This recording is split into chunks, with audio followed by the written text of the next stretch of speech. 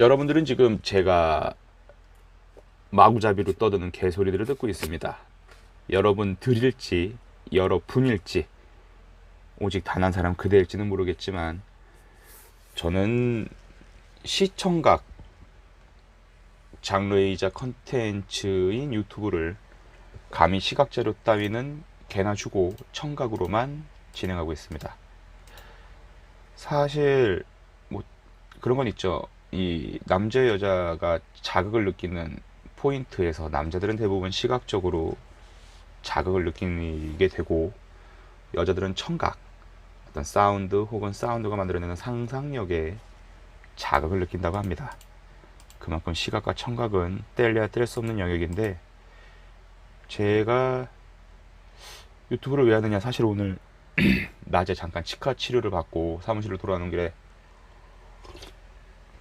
날씨가 너무 더워서 입 다물고 걷다간 죽겠다 싶어가지고 혼자 주저리주저리 외쳐봤어요. 근데 과연 저는 유튜브를 왜 할까?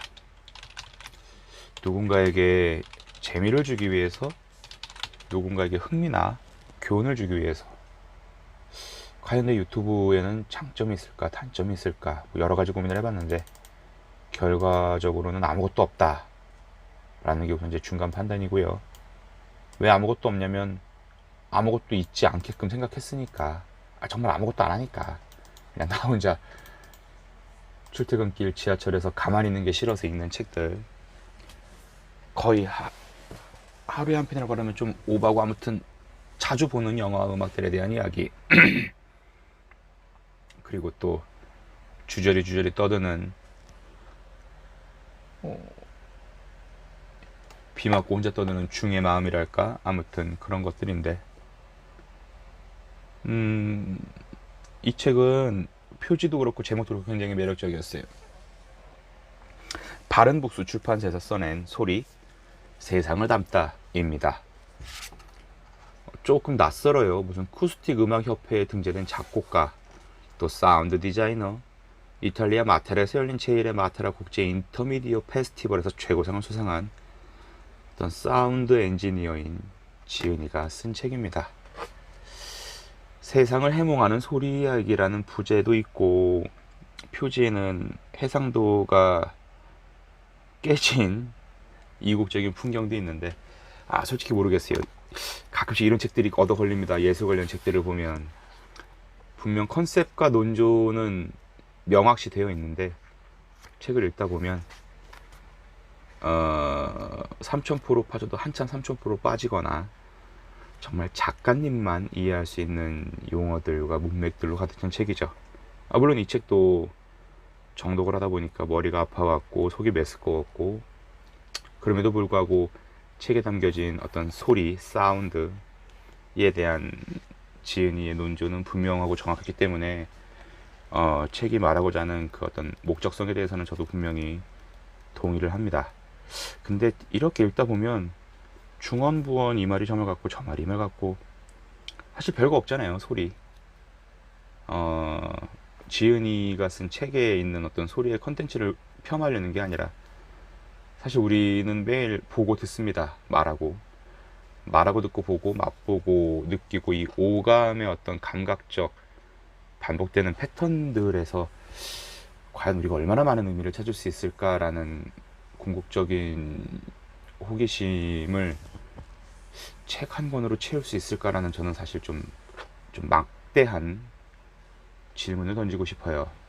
그리고 무엇보다 지은이는 어떤 소리를 녹음하는 포지션인도 아니고 말 그대로 어떤 사운드 디자이너이기 때문에 그러는데, 사실 이런 책에선 저런 게 필요하죠.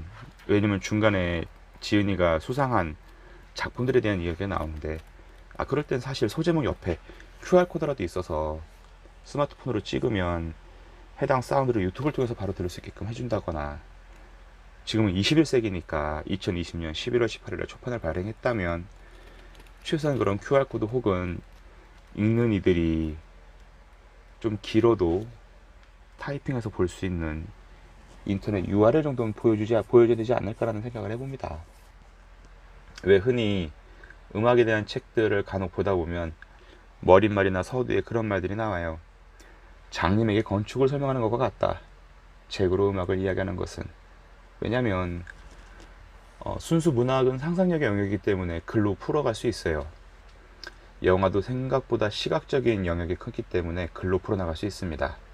패션도 마찬가지고 다 그런데 음악을 글로 이야기한다. 저도 관련된 책을 써봤고 관련된 업무를 해봤지만 이게 생각보다 쉽지가 않아요. 머릿속으로 생각해보세요. 학교종이란 동요가 있어요. 학교종이 땡땡땡 어서 모이자. 선생님이 우리를 기다리신다. 이 얼마 되지 않은 동요를 누군가에게 글로 설명을 한다.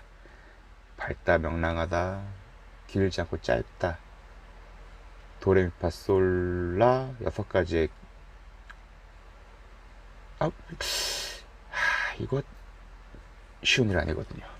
근데 이 책은 뭔가 주제에 대해서 탐구하는 깊이도 좋고 그것들을 표현하는 방법도 나쁘진 않지만 의외로 좀 불친절하다 느낍니다. 그리고 중간중간 작가가 해외에서 촬영한 사진들을 소제목 앞에 도비라식으로 보여주는데 시가지 풍경 해놓고선 아주 좁은 골목에 사진을 올린 것도 있어요. 시가지라는 단어에 대한 이해가 부족하지 않았나 싶기도 하고요. 물론 그 부분은 편집자의 몫이겠죠. 출판사의 몫이고 작가는 죄가 없습니다. 컨텐츠화 할 수 있는 장르들은 굉장히 많습니다. 하지만 그 컨셉을